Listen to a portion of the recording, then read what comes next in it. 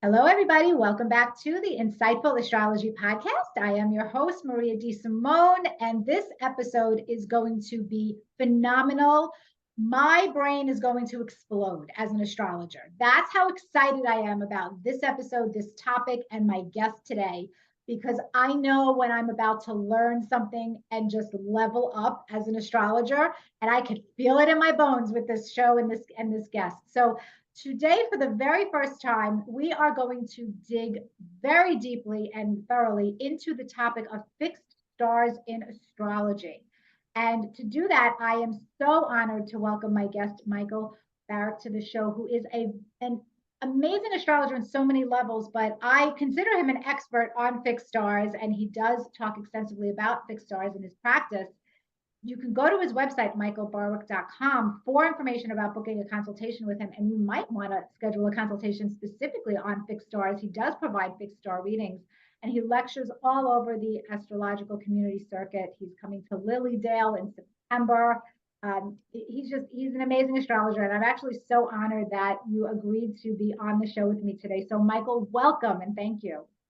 I'm always up for an opportunity to talk about fixed stars. It's a passion. It's so cool because just talking to you before we officially started recording it, just the 3 minutes before, I'm saying to myself, oh my gosh, everything I thought I knew about fixed stars, it may not be accurate. There's just so much depth and breadth to this topic.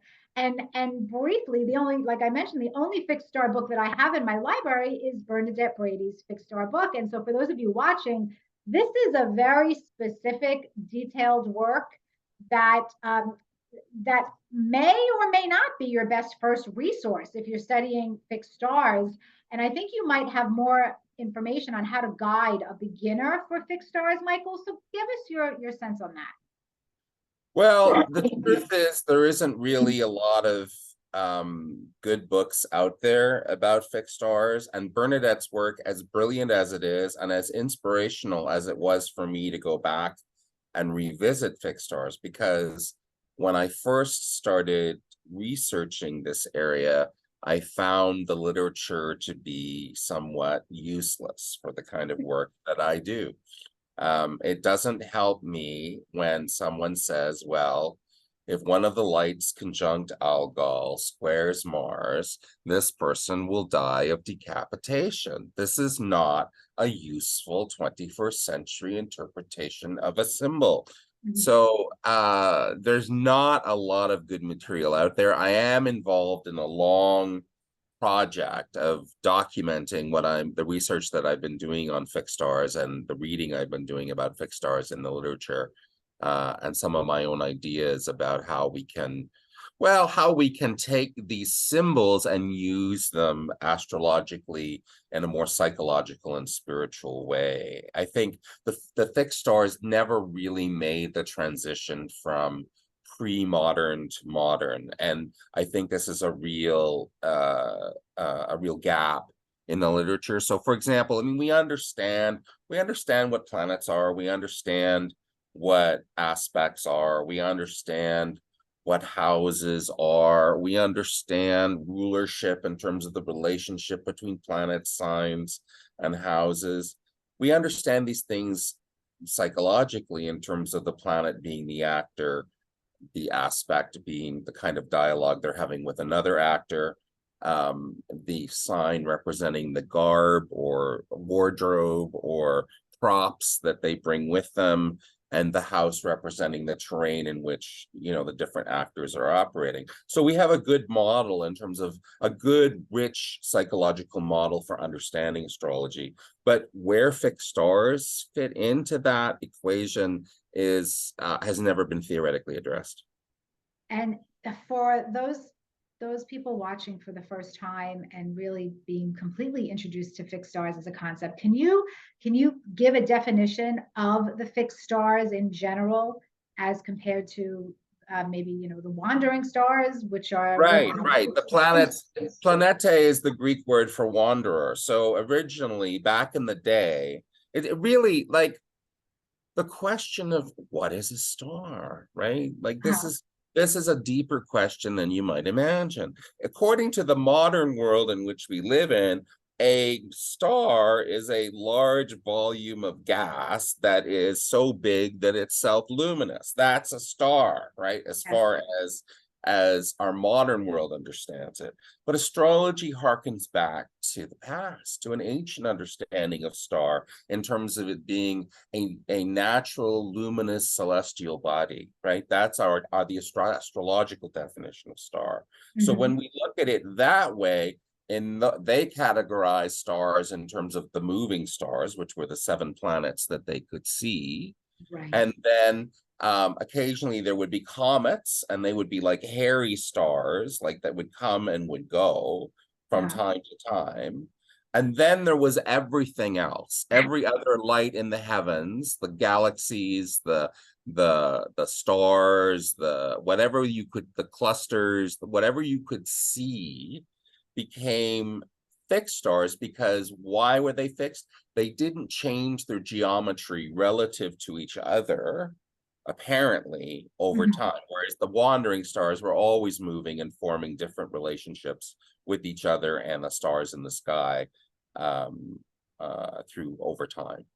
So even though a person can't automatically see a fixed star on their horoscope, it's not going to say it unless you have a program that allows you to say it. There are how many, actually? Well, that's the question, right? And that's it's a phenomenon which I call fixed star fever, which is where you just, I have to put, if I'm going to put this one in, I have to put that one in, and if I'm going to put that one in, then I have to talk about this star, and so forth and so on. I taught a course for Nadia Shah, and we did a 5-week course. It was 28 fixed stars, and there was still stuff I left out, and I deliberately left some stuff out so that people would go out and explore and expand their repertoire, because currently I'm working with a set of 55 fixed stars, I think, in total. 55. Okay. I thought I read that there were 85. I might be hallucinating. I might be making up a number.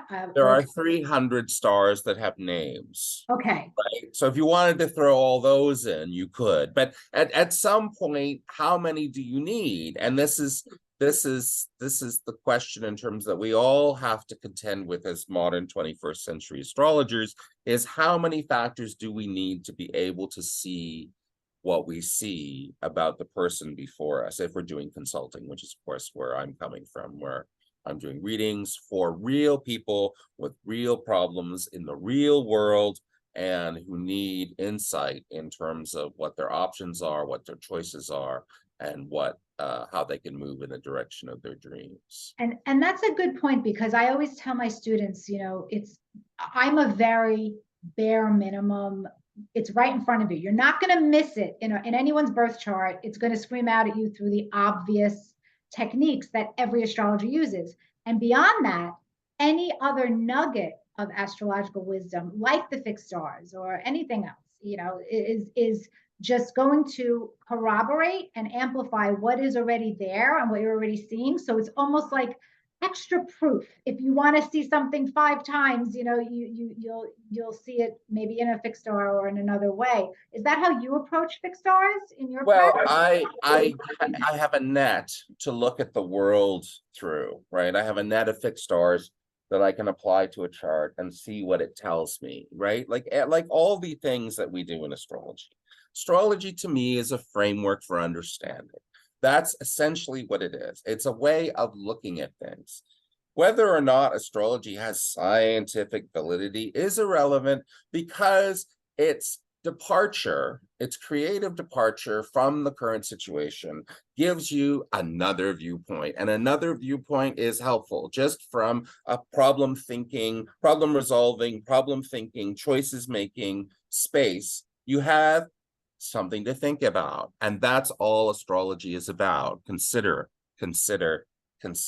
right? Consider Mars, consider Saturn, and so forth. So when it comes to the fixed stars and people are just starting out, I recommend fewer rather than more. Don't start with 55 or Bernadette's set of 68. Like, it's too many. It's way too many. Start with 7. if you can do 7, there are 7 major stars that if you can use those are the ones to really watch out for, because they're closer to the ecliptic, generally speaking, which is important from a 3-dimensional perspective. They, they're bright. There's a lot of lore about them, and they can have an impact on your interpretation of a natal horoscope. So what are the 7 fixed stars that you would recommend people look at? Well, Algol for sure, and I always start with Algol because it's earliest in the zodiac, but it's the fixed star that everybody's afraid of, and anybody who's got anything in late Taurus, has to contend with the Algol frequency. So Algol's very important and has been acknowledged in the tradition for centuries. And that is 26 degrees Taurus. I just want to mention the degrees for people. Oh, you want the degrees? Well, Yeah. I mean, that's a whole thing unto itself. Hang on a second, and I can give you that information. And I'm also curious about what orb you use as an astrologer who works with fixed orbs. Well,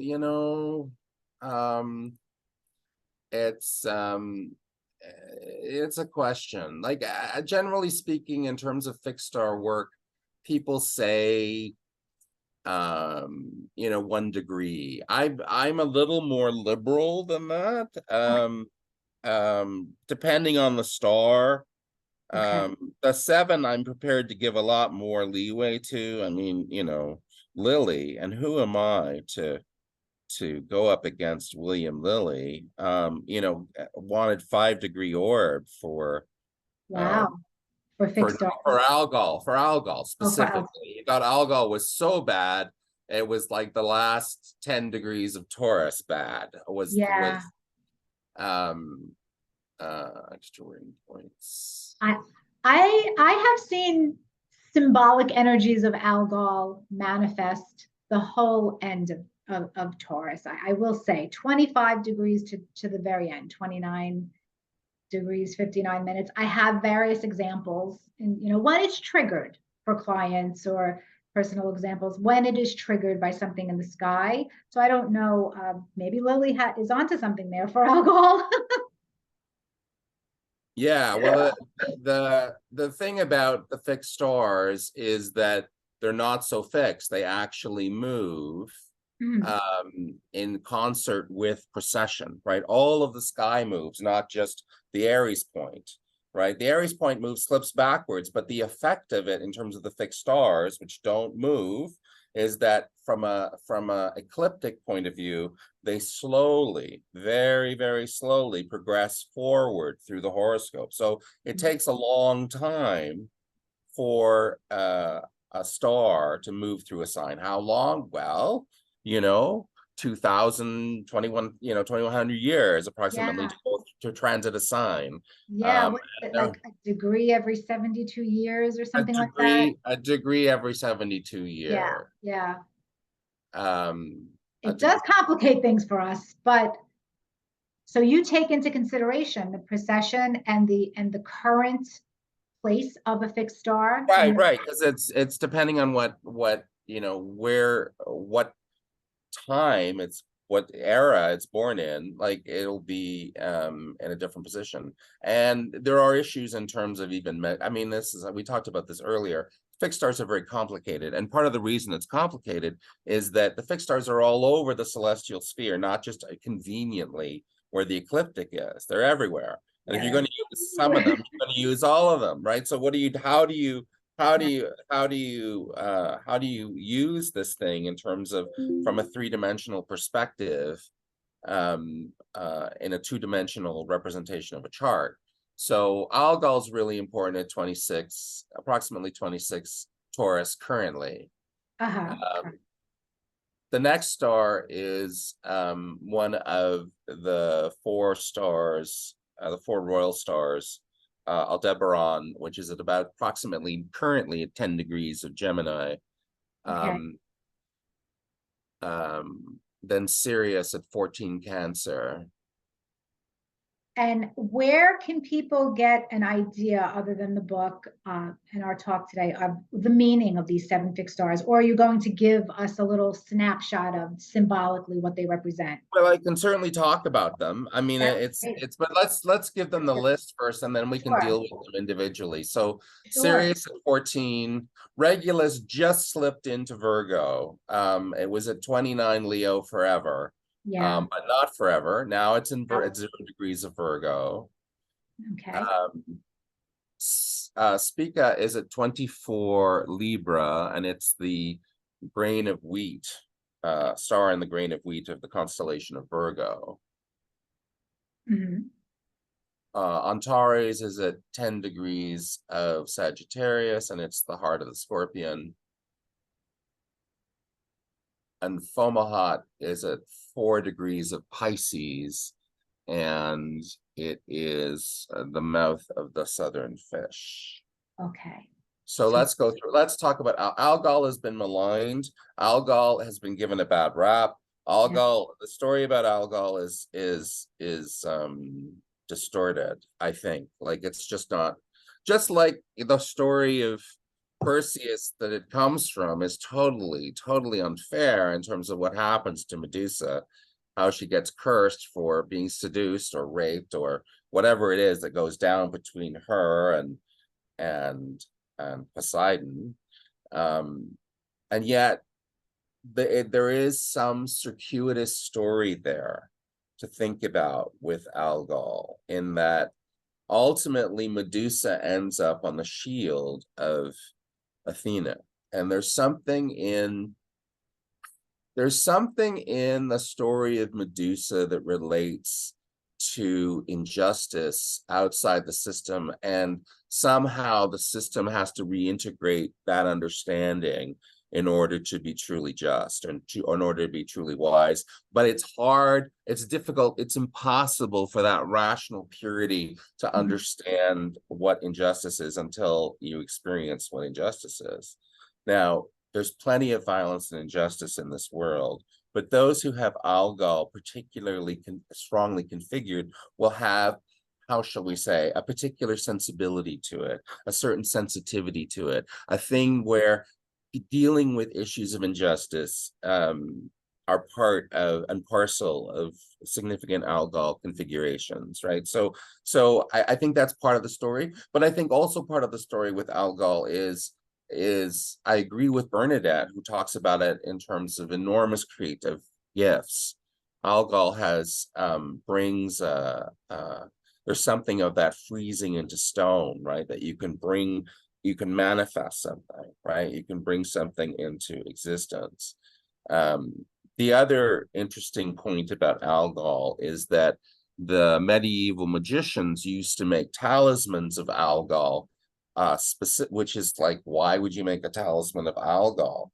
Specifically for protection, or specifically for being able to overcome obstacles in the world. But specifically, I can remember for protection, especially Algol is considered this important star for making talismans that are related to that.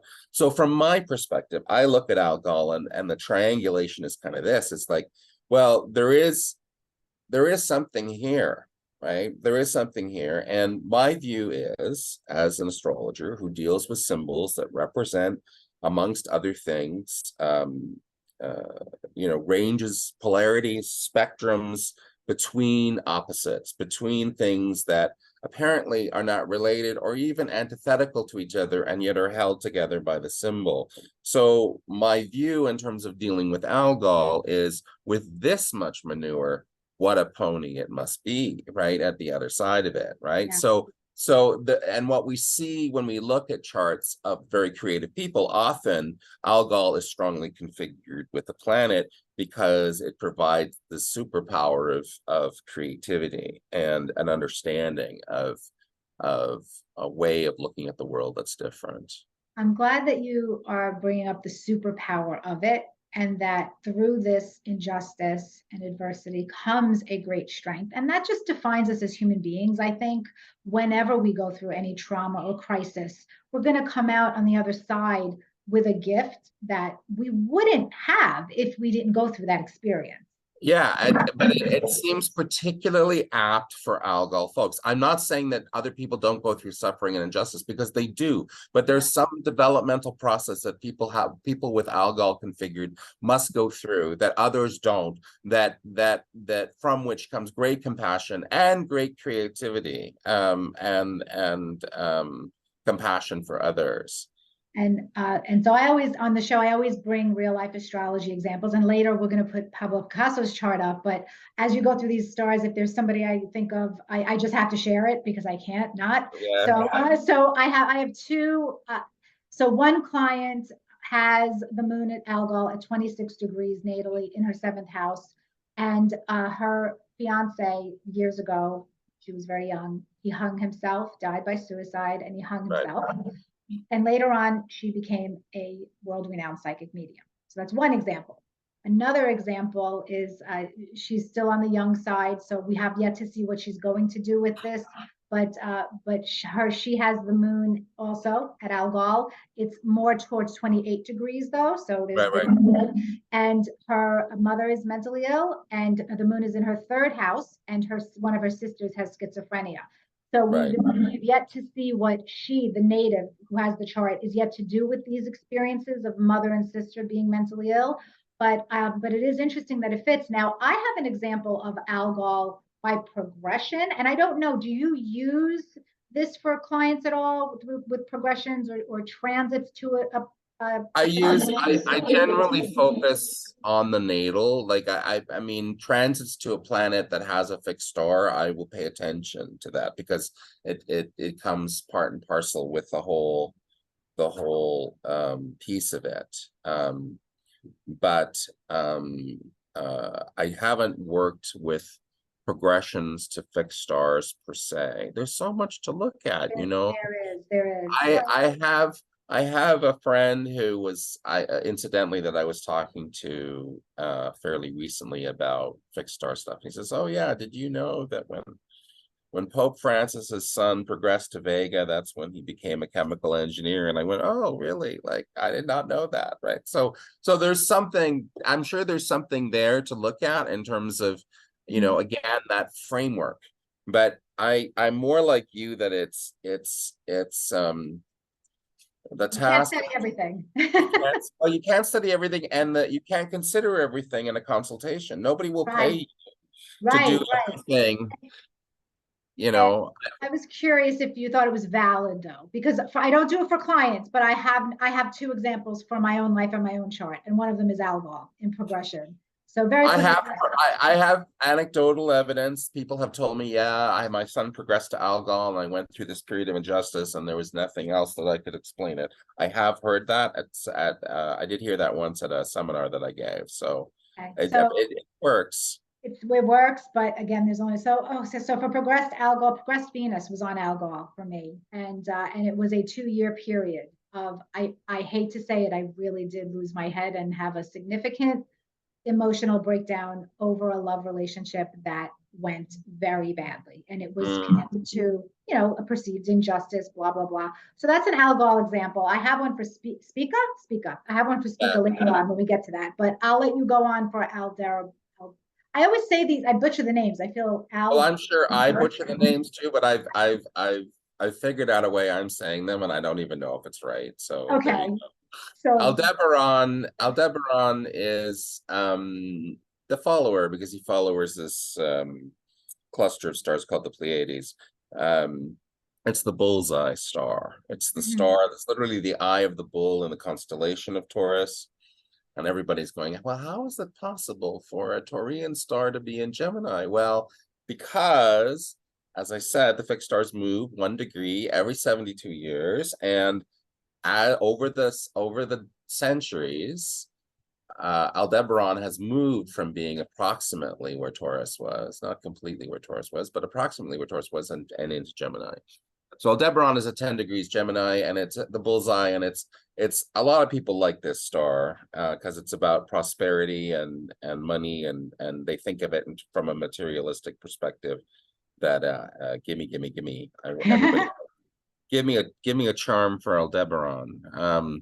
But really, I think Aldebaran is about delivering value and worth, and it's about doing things the right way, and there's a little bit of righteousness tied to the star, I think. But it is trying to do the right thing, right? And its capacity to be able to deliver in things that endure over time. I mean, its superpower is that, not so much it's going to make me rich, but rather that I can make something that will endure over time, that will have lasting value.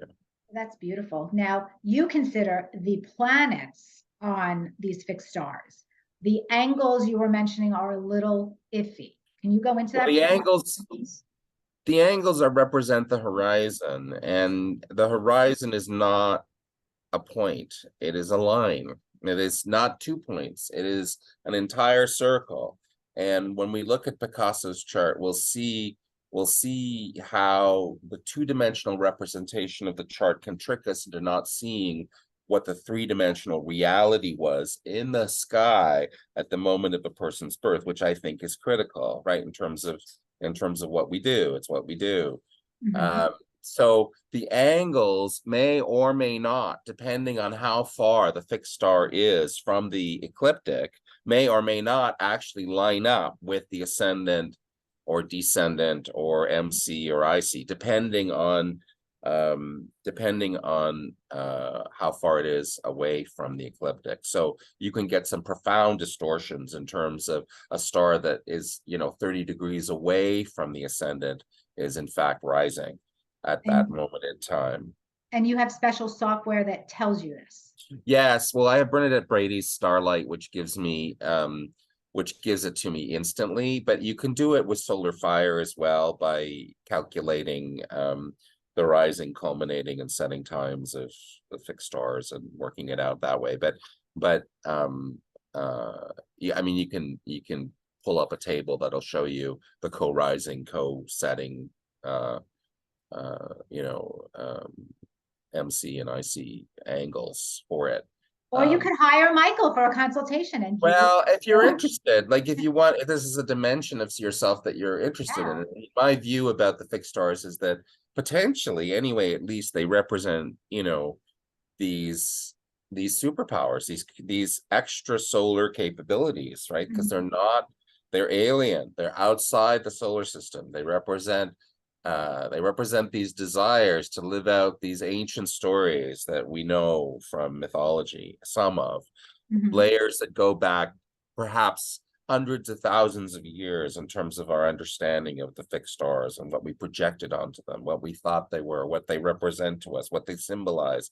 I mean, it's huge ancient wisdom, and we don't have all of it. We only have little bits of it. We only have the most recent layer being the Greek layer that was placed over it. But the fixed stars represent these desires for expression in the world, and the planet that is tied to it must always ask itself if it wants to take on the agenda of that particular fixed star, because it's not interested. Fixed stars are not interested in the comforts of home and happiness and contentment and a nice life. That's not what the fixed stars are into at all. They are into adventure. They are into going beyond the boundaries of what's,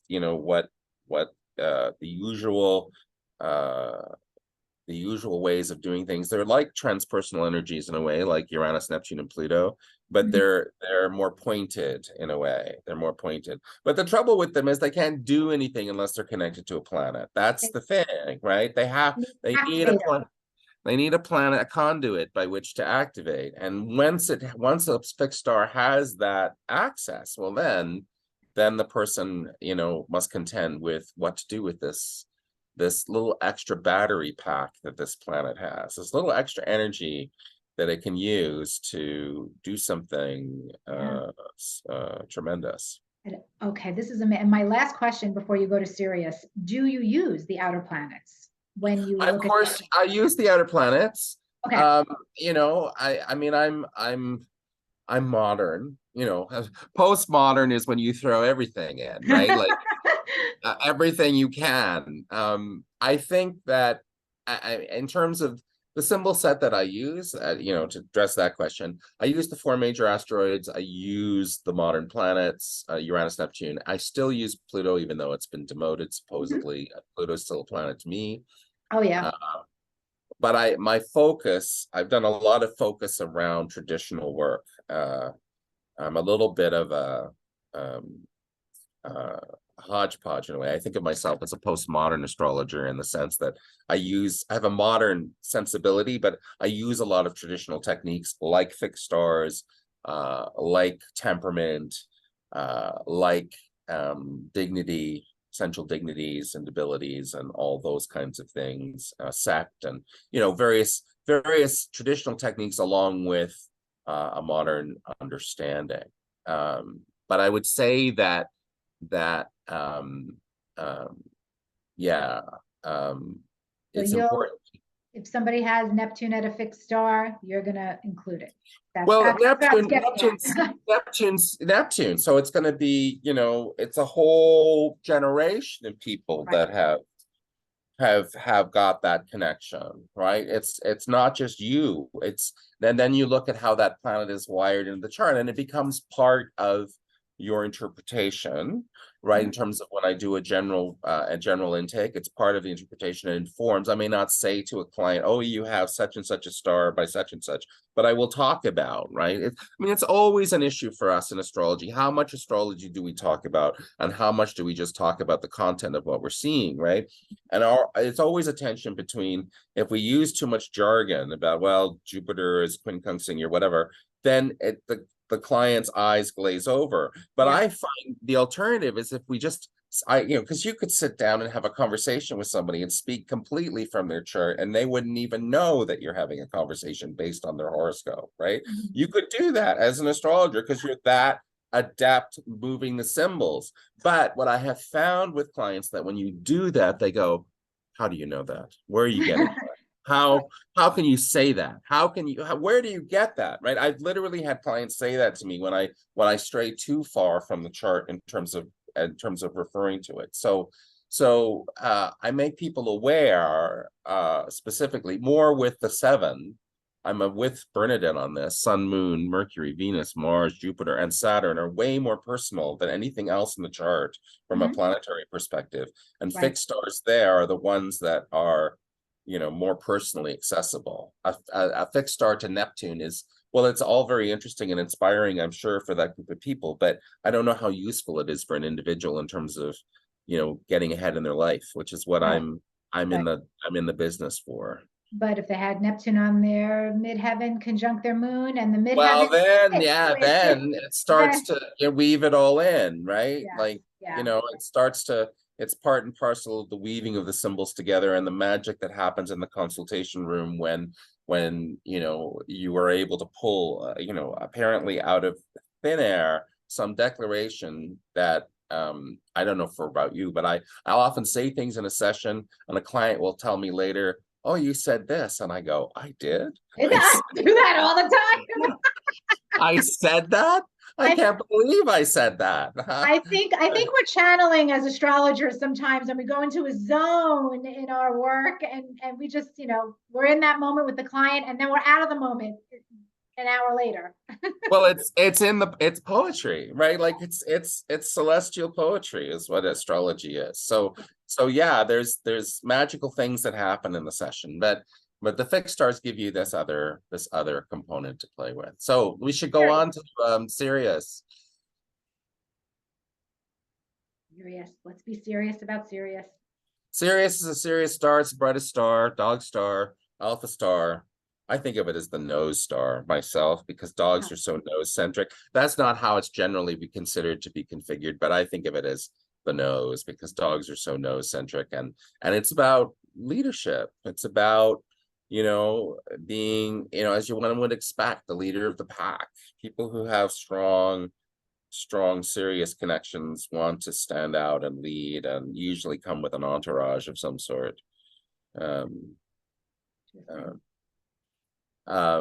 Regulus Regulus is one of the royal stars, and it has a reputation for royalty and all the things one would associate with that. It's a star of noblesse oblige at its best. It should be a star of generosity, but can be very egotistical star. And the reputation it has is a fall from grace.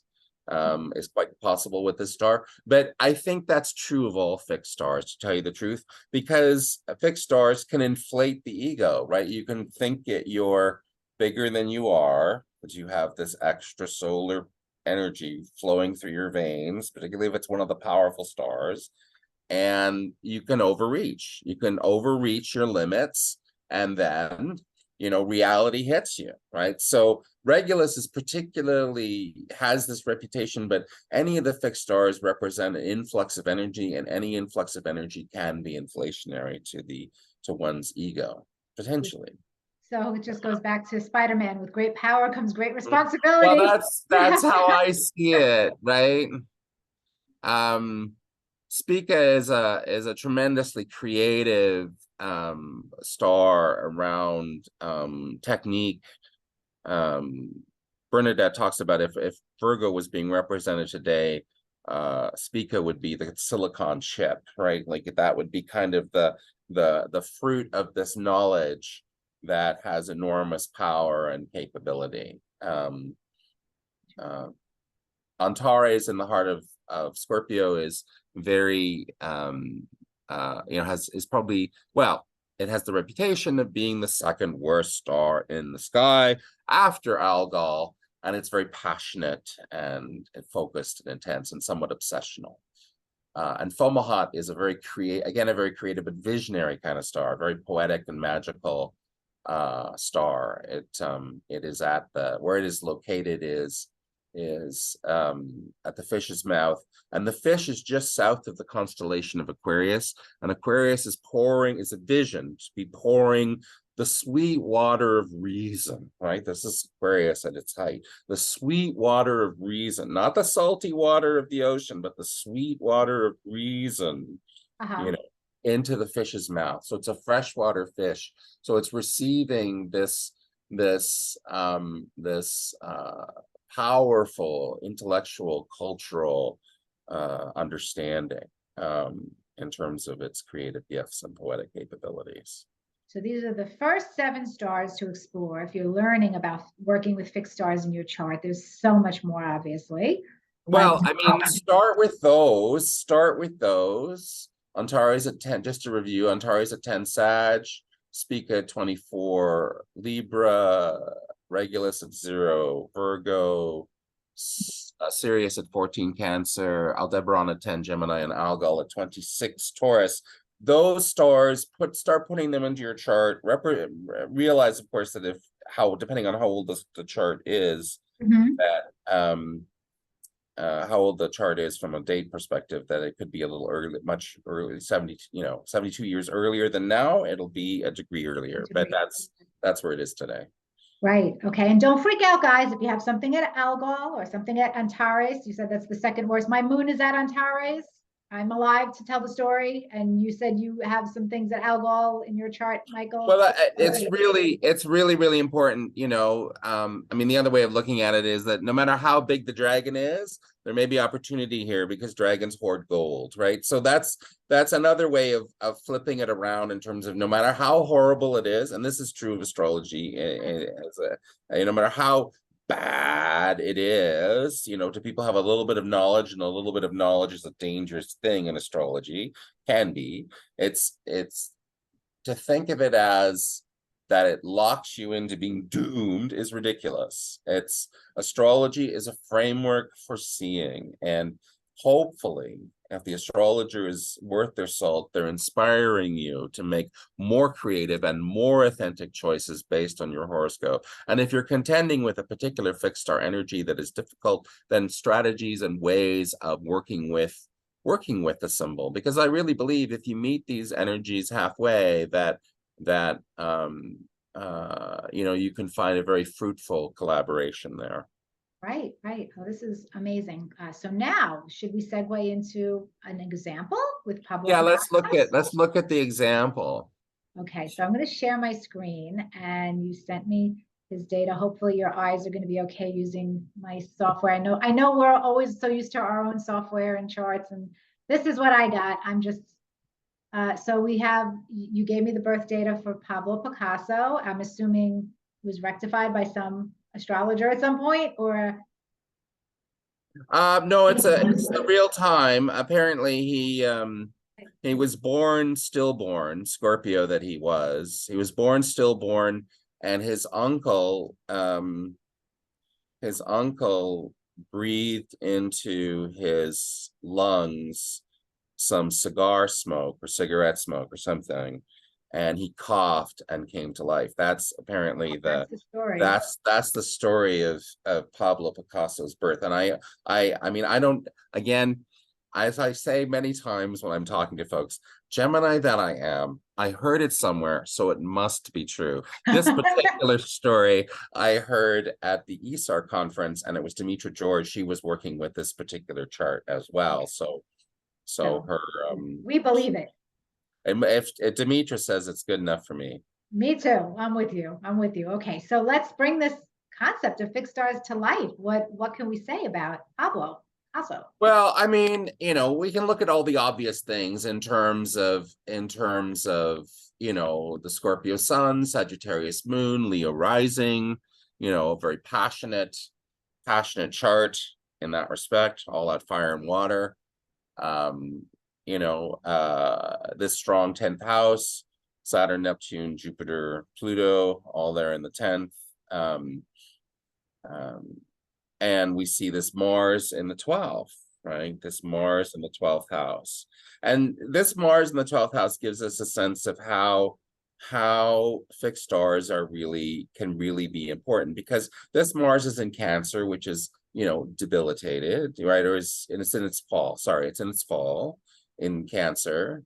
And it's the ruler of the 10th house. How can we have, and it's in the 12th house, So there's so much going wrong for this Mars. Now, there are ways of looking at it where it's not quite, at least it's in a night chart, at least it's in a nocturnal sign, at least it's away from the sun, at least. I mean, there are some things going for it from a traditional perspective, but not completely. It's not like it's Still not. Mars in Cancer in the 12th house at the end of the It's day. still Mars and Cancer in the 12th house, and we have Pablo Picasso, who is the biggest artist of the 20th century and became the archetype of it, right? The embodiment of the artist in Paris.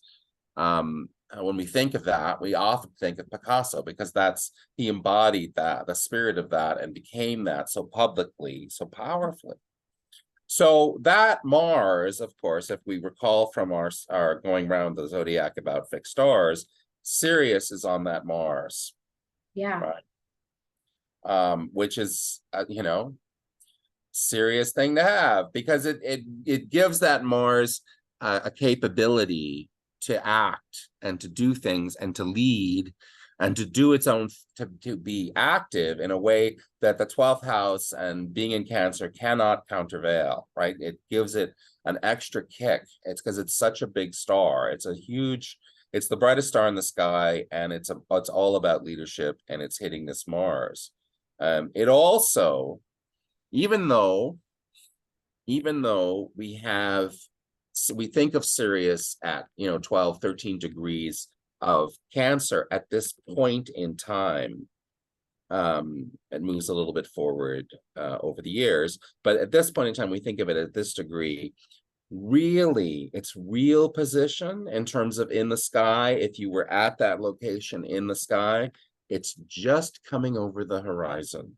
It's actually on the horizon in this location. How can that be? Because it's projected onto the ecliptic. It's not really there. We're just saying that it's there because this is how we're measuring things. This is how we're measuring it. But it's actually rising at the ascendant, as is a configuration called the Beehive cluster, which is actually in the constellation of Cancer, but it is actually on the ascendant. So what does this mean?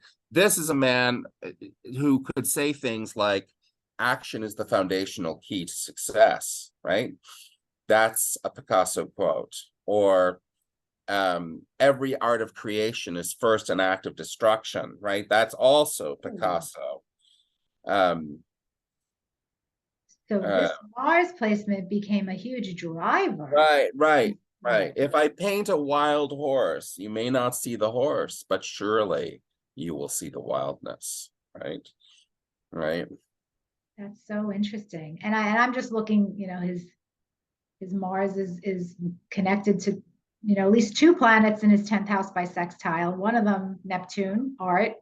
Yeah. And I think that's also very, worth noticing that Mars is applying to that sextile, ruler of the 10th there, amplifying the leadership energy with his creative spirit. That's very interesting. Now, is there any other fixed stars in his chart that would jump out at you as an astrologer that you Well, then he has, somebody was talking about the moon conjunct Antares, and that of course is another thing that we have with Picasso. We have that obsessional, focused fascination of the moon conjunct Antares, right? Bringing that in the 5th house, bringing that creative energy to the fore in terms of an emotional need to express, right? Oh, that's brilliant. Yeah. Now, would you consider the node too, or do you not? Well, I mean, I'm of two minds of the node. I'm sure that I mean, it's there with the moon. So anything the moon is doing is anything Antares potentially can do. So the moon is conjunct the node. So therefore Antares is on the node.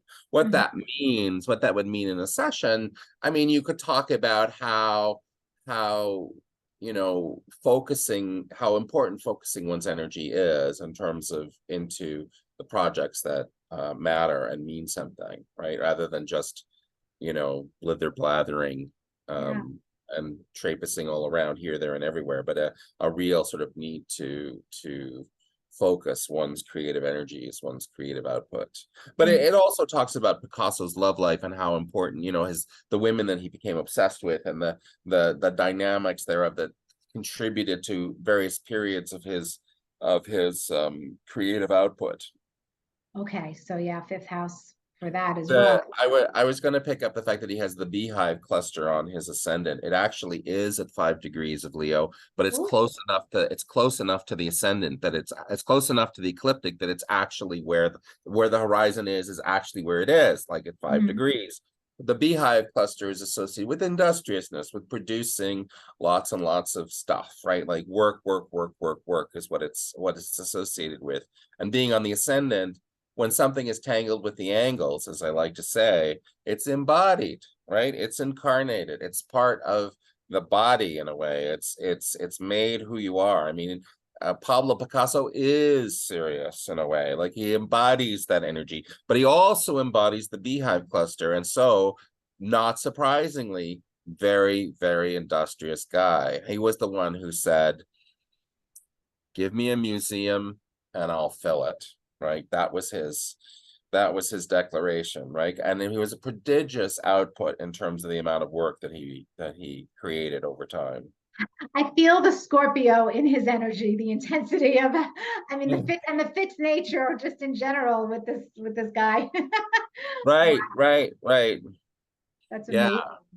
That's a really strong example of fixed stars in action. So with Mars, we have the moon node, you have the ascendant, that beehive. So you're just covering the main 7. Are there other fixed stars in his chart that we haven't discussed we haven't, he has Jupiter on Algol. We haven't talked about that, right? So his worldview is open to the injustice, the dark side, the all that dimension. And when you look at his paintings of the war, or you look at his paintings of the incredible perspective that he brings to his subjects, that defined not only him, but defined whole schools of painting in terms of cubism and such. Like he did that, and that that comes, Jupiter represents, amongst other things, what we open up to, what we see, what we understand. It's part of our vision is really tied to Jupiterian energy, our buoyancy, our thing that gives us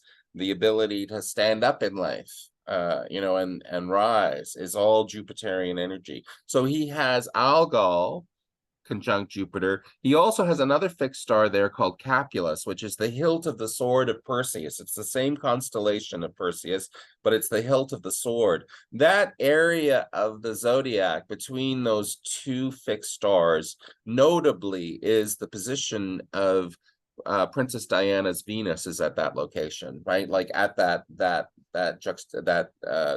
connection. Both of those stars have very turbulent kind of association and symbolize powerful energies around, blood and gore, and the sword, the cutting power of the sword of Perseus, which, depending on your perspective, is either a good or bad thing. The Greeks thought it was a good thing because they believed in their heroes, but from our perspective, when we look at Greek stuff today, we have to look at it through the lenses of yeah, but the misogyny, the xenophobia, of Greek culture from which our astrology comes. We have to take that into consideration when we look at things in terms of how meanings are derived. But from the Perseus perspective, Perseus is a turbulent star. It has this piercing quality to it, and this is Picasso. This is Picasso's vision. This is Picasso's, that other parts of his chart were the creative. That moon in Sagittarius in the 5th is able to be obsessed about his art. He has a vision to see it, and then he has a Mars that with that leadership drive to pursue the attainment of it, the attainment of his career and the attainment of his ability. So he's a really good example of somebody who had way more superpowers than any human should have superpowers for, in terms of fixed stars that were available to him. And sure enough, he's an example of somebody who, achieved great fame and notoriety, and so much so that he became, an archetype of the artist for the 20th century. That's an amazing example, really wonderful example. I have we talked before I started filming about a client example that I have, and you mentioned it's worth sharing for her Venus placement. So I'm going to put that on the screen.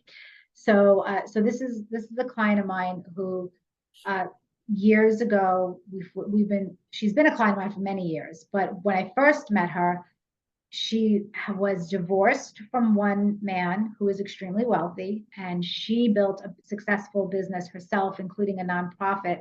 So she had accumulated great wealth on her own, and her ex-husband was extremely wealthy.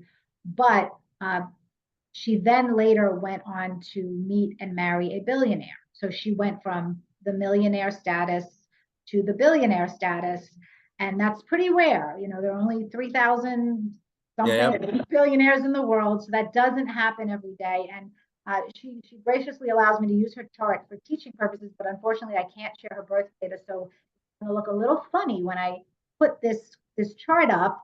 But I wanted to share it for this particular show because I thought she had 3 major fixed stars that points to this, but Michael has now is informing us that we can't always rely on those angles.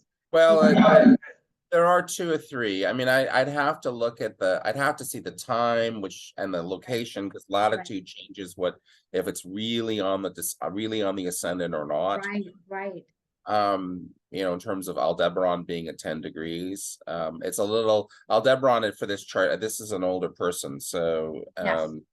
But the moon is on Speak Up, and Venus is on Formalha. I feel like I'm butchering these names. So like I say it like Camelot, Fomalhaut, right? Fomalhaut. Okay. Okay. So what do you think we could draw from this chart? Because this is somebody who is actually a really amazing person, a huge philanthropist, huge humanitarian philanthropist, and she has significant wealth, which is very rare. So how can you see that?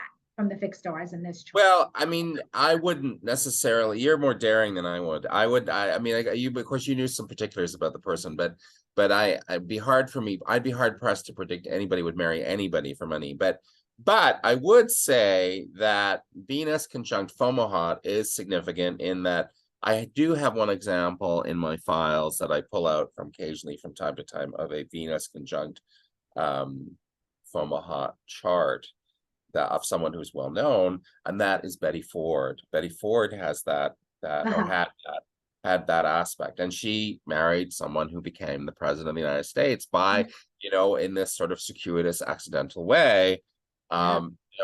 She was the wife of the president of the United States. She also was this big philanthropist and brought all that awareness to addiction issues, recovery, and all that.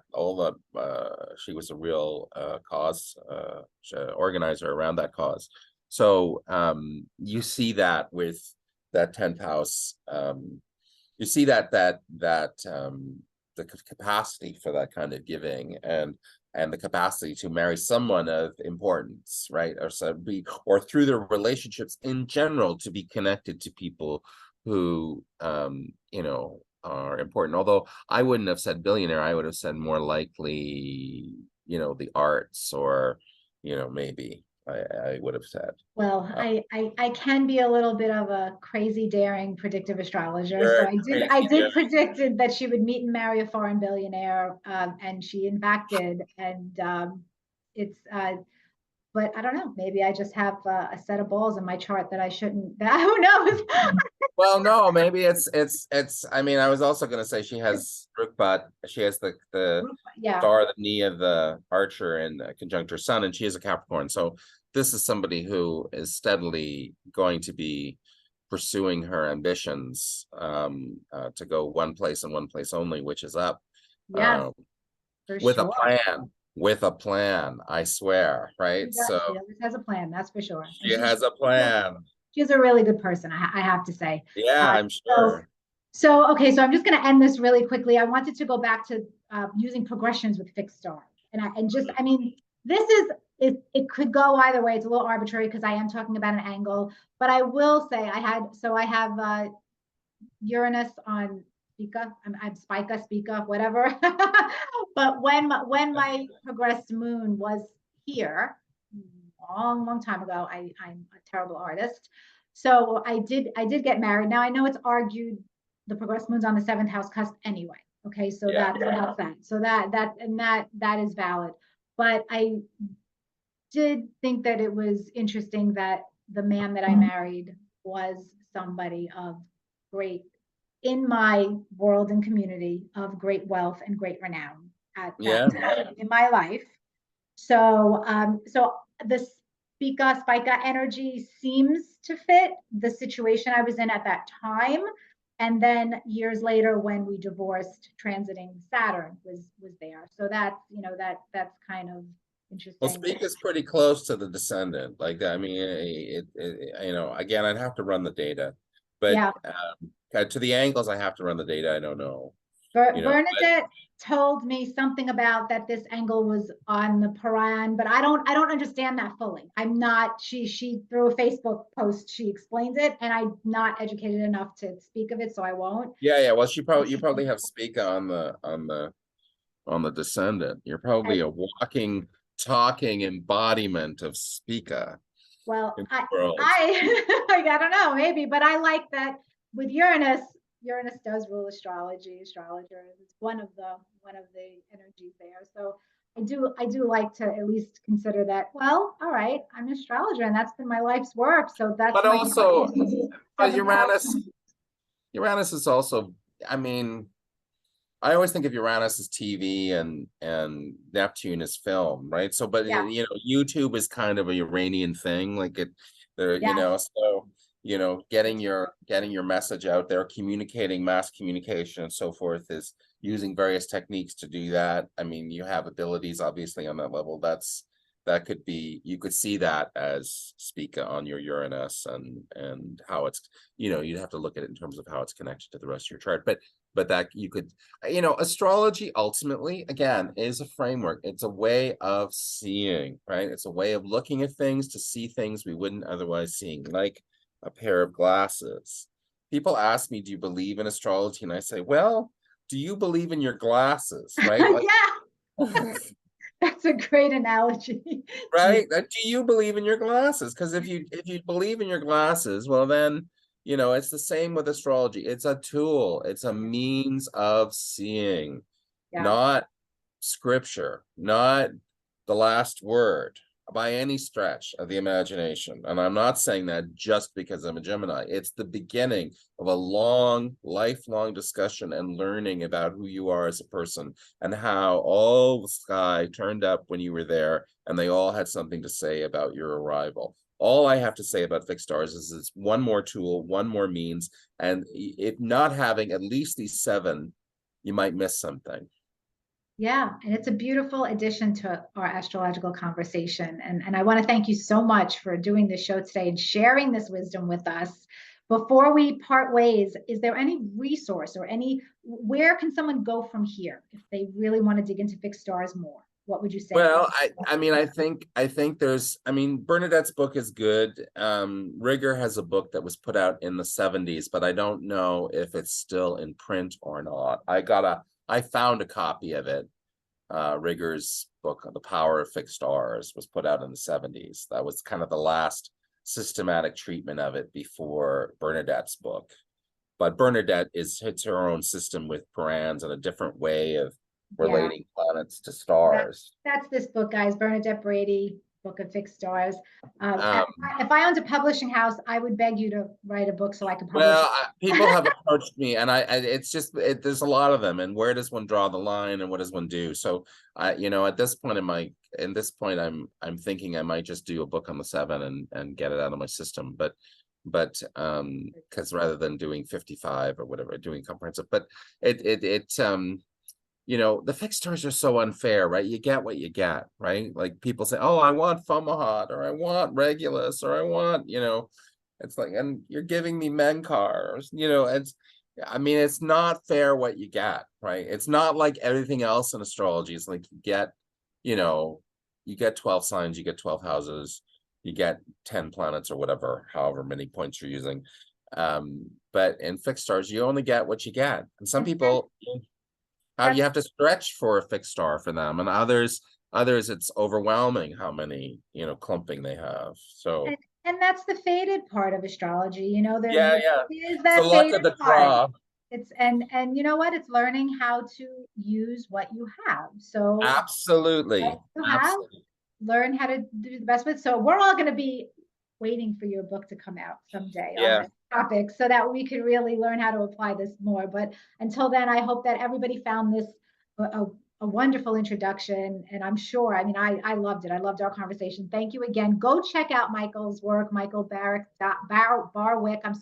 Michael Barwick, BARWICK.com for a consultation, to find out about his lectures, and definitely you will not be disappointed. Thank you, Michael, so much for the show. I appreciate you. It was truly a pleasure chatting with you. Really, really enjoyed. Well, thank you, Mr. Gemini. My Sagittarius moon salute you. All right, take care.